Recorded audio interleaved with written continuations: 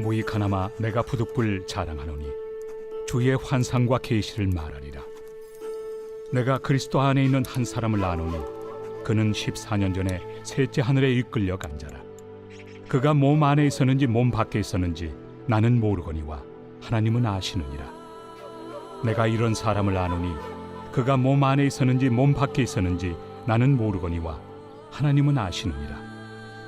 그가 낙원으로 이끌려가서 말로 표현할 수 없는 말을 들었으니 사람이 가히 이르지 못할 말이로다. 내가 이런 사람을 위하여 자랑하겠으나 나를 위하여는 약한 것들 외에 자랑하지 아니하리라. 내가 만일 자랑하고자 하여도 어리석은 자가 되지 아니할 것은 내가 참 말을 함이라. 그러나 누가 나를 보는 바와 내게 듣는 바에 지나치게 생각할까 두려워하여 그만두노라. 여러 계시를 받은 것이 지극히 크므로 너무 자만하지 않게 하시려고 내 육체에 가시 곧 사탄의 사자를 주셨으니 이는 나를 쳐서 너무 자만하지 않게 하려 하심이라. 이것이 내게서 떠나가게 하기 위하여 내가 3번 죽게 간구하였더니 나에게 이르시기를 내 은혜가 내게 족하도다. 이는 내 능력이 약한 데서 온전하여 짐이라 하신지라. 그러므로 도리어 크게 기뻐함으로 나의 여러 약한 것들에 대하여 자랑하리니 이는 그리스도의 능력이 내게 머물게 하려 함이라.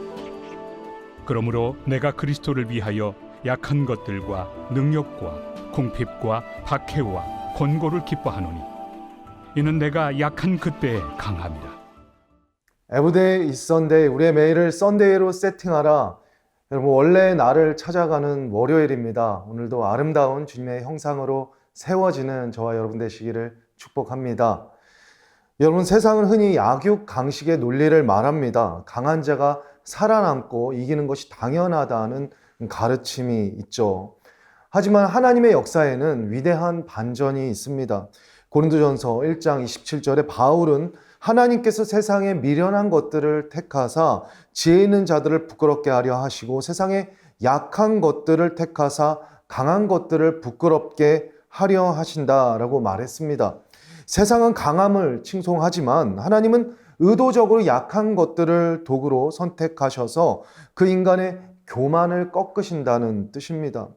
하나님께서 여러분 약한 자를 쓰시는 이유는요, 그가 약하기 때문에 그 약함 때문에 하나님을 더 전적으로 의지할 수 있기 때문입니다. 결국 신실한 믿음에 증인되어서 영광스러운 주님의 역사에 참여하는 것이죠.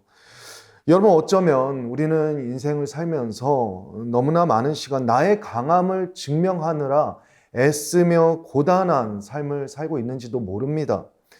하지만 정작 나의 약함을 가지고 주님 앞에 나아가 그 약함이 강함 되시는 주님을 경험하고 있는가?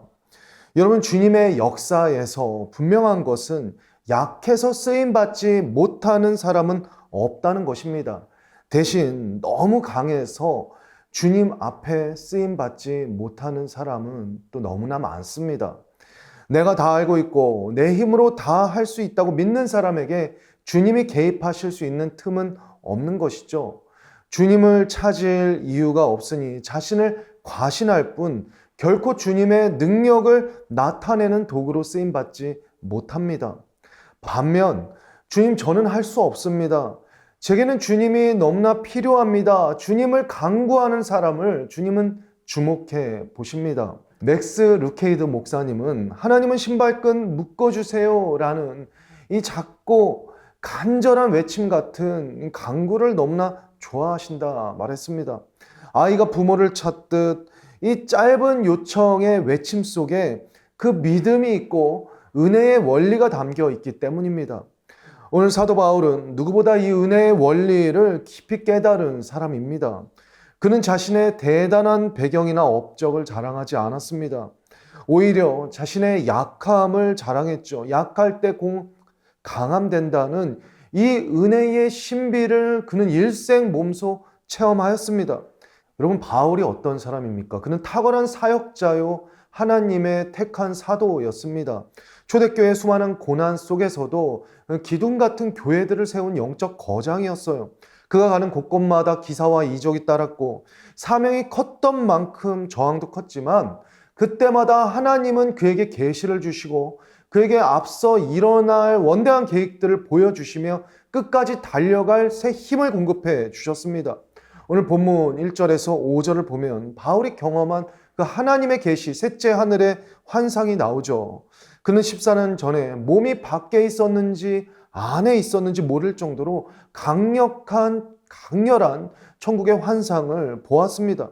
인간의 언어로는 다 표현하지 못할 벅찬 광경이었습니다. 바울은 이 체험을 오랫동안 자기 마음속에 간직하며 침묵해 왔어요. 그런데 왜 이제야 그가 입을 열어 말하고 있습니까? 당시 바울을 대적하던 사람들이 고린도 교회 안으로 들어와 자신의 영적 체험을 훈장처럼 자랑하며 교회를 어지럽혔기 때문입니다. 바울은 교회를 지키기 위해서 어쩔 수 없이 이 신비한 체험을 내놓은 것이죠. 그러나 여러분, 바울이 끝내 이 자기 강함을 자랑하지 않습니다. 이 계시를 자랑하는 것이 아니라 오늘 본문에는 계시 대신 오히려 자기의 약함을 자랑하고 있습니다. 이 14년의 세월 동안 그는 내가 본 천국이 이러하니 나의 사도권이 정당하고 내가 말할 수 없는 이 광경을 몸소 체험하고 보았으니 내가 행한 이 고난과 내가 행한 이 온전한 복음의 진리가 합당하다고 강력하게 증거할 법인데 자신의 간증은 뒤로 하고 그는 나의 어떠함을 자랑하지 않는다. 오히려 나는 이 순간 나의 약함을 자랑한다 라고 말하고 있습니다.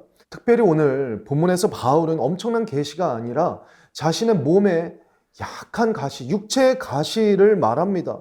육체의 가시, 이 질병이 무엇인지 분명치는 않아요. 학자에 따라서 이견이 있습니다. 안질 같은 희귀병일 수도 있고요. 혹은 일생토록 바울을 따라다니며 네가 무슨 사도냐? 네가 말하는 것이 진짜 진리 맞아? 라고 그를 비방했던 대적자일 수도 있습니다. 중요한 것은 바울이 이 가시를 어떻게 받아들였는가입니다. 바울은요, 내게 받은 이 계시가 지극히 크기 때문에 이 가시로 인해서 자만하지 않게 하시려고 하나님께서 이 가시를 내게 허락하셨다라고 말했습니다. 본문 7절 말씀입니다. 여러 계시를 받은 것이 지극히 크므로 너무 자만하지 않게 하시려고 내 육체의 가시 곧 사단의 사자를 주셨으니 이는 나를 쳐서 너무 자만하지 않게 하려 하심이라. 여러분, 에덴에서 쫓겨난 인간 안에 내재된 교만 죄성이 있습니다. 그래서 누구나 인간은 하나님 앞에 교만하기 쉬워요. 그런데 이 교만은 마귀에게서 온 것이거든요. 이 교만의 뿌리는 불신앙입니다. 여러분, 하나님 없이, 하나님 도움 없이 잘 살 수 있다는 이 마음의 태도가 인간 안에 내재된 교만이요 불신앙입니다. 그래서 하나님은 교만한 자를 멀리 하시고 자기 강함을 내세우는 자들을 부끄럽게 하신다는 것입니다. 때로는 여러분, 왜 하나님께서 아끼시고 사랑하는 자들, 이 택한 자들이 고난을 당하고 연약함 속에 고통당할까? 여러분 생각할 때 어떤 마음이 드십니까? 여러분, 그가 고난당하는 것은요, 하나님이 그를 사랑하시기 때문입니다. 교만으로 멀어지지 않게 하시려고 고통 중에 부르짖고 연약함 속에 하나님을 더 의지하게 하시려고 하나님은 그 약함을 허락하시는 것입니다. 여러분, 고난을 만나면 낙심하며 멀어지는 사람이 있을지 몰라도 오히려 고난 속에서 주님과 더 깊이 연합하는 사람이 있습니다. 여러분, 그렇기 때문에 믿음의 사람은 고난 속의 태도를 정하는 것입니다. 무너진 마음, 상처 입은 영혼이라도 내 모습 그대로 주님 앞에 나와 부르짖는 것입니다. 힘들면 힘든 대로, 아프면 아픈 대로, 괴로우면 괴로운 대로 주님 앞에 나와 간구하는 것입니다. 결국 그 고통과 상한 감정 그대로 주님 앞에 나아오는 자는 주님이 주시는 은혜를 맛보고 주님이 주시는 자유의 새 길을 얻습니다. 상한 심령으로 나아오는 자를 주님은 결코 멸시하지 않으십니다.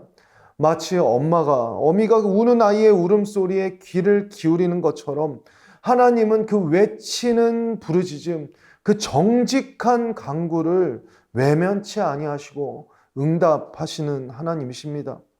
바울은 내 이 가시를 제해 주세요, 주님. 3번이나 간절히 기도했습니다. 그때 주님이 주신 응답은 이것입니다. 9절 말씀에 나에게 이르시기를 내 은혜가 너에게 족하도다. 이는 내 능력이 약한 데서 온전하여 짐이라 하신지라. 이 음성을 듣고 바울은 진정 자유해졌습니다. 아, 나의 이 약함이 하나님의 은혜를 받는 유일한 통로였구나. 고통을 해석하는 관점이 바뀐 것이에요. 그는 이제 약한 것들과 능욕과 궁핍을 기뻐한다라고 고백합니다. 내가 약할 때 비로소 그리스도의 능력이 내 위에 머문다라는 것을 깨달았기 때문입니다. 여러분, 성경이 말하는 은혜의 이 카리스는요, 결코 관념적인 것, 생각과 논리에 머무는 차원이 아닙니다. 하나님의 은혜는 우리 삶 위에 부어지는 실체적인 능력입니다. 은혜 받은 사람은 다르다 말하죠. 은혜 받은 사람은요, 그 은혜가 일으키는 능력, 살리는 능력, 회복하고 하나님의 사람을 다시 한번 새롭게 하는 능력이 되기 때문에 거룩한 능력으로 세워지는 역사가 있습니다. 요한복음 1장 16절 말씀을 말합니다. 우리가 다 그의 충만한 데서 받으니 은혜 위에 은혜로라. 우리가 하나님 앞에 연약한 존재로 서지만 하나님 앞으로 나아갈 수 있다면 우리 삶 전체가 그 은혜 위에 은혜를 쌓을 수 있는 보고가 된다는 것이죠. 다윗은 내 잔이 넘치나이다. 넘치도록 부으시는 그 은혜를 고백했고요. 바울은 하나님이 모든 은혜를 넘치게 하신다 선포하였습니다. 특히 우리가 어려움에 처했을 때 하나님은 그 은혜를 더욱 아끼지 아니하십니다. 주님은 바울의 고통을 당장 없애주시는 대신 그 고통을 뛰어넘을 더 큰 은혜를 주셨어요. 내 능력이 약한 데서 온전하여 짐이라. 이 악함을 통해 주의 능력이 나타나고 내 눈물을 통해 주의 궁율이 흘러간다는 것을 그가 깨달아 알게 하셨습니다.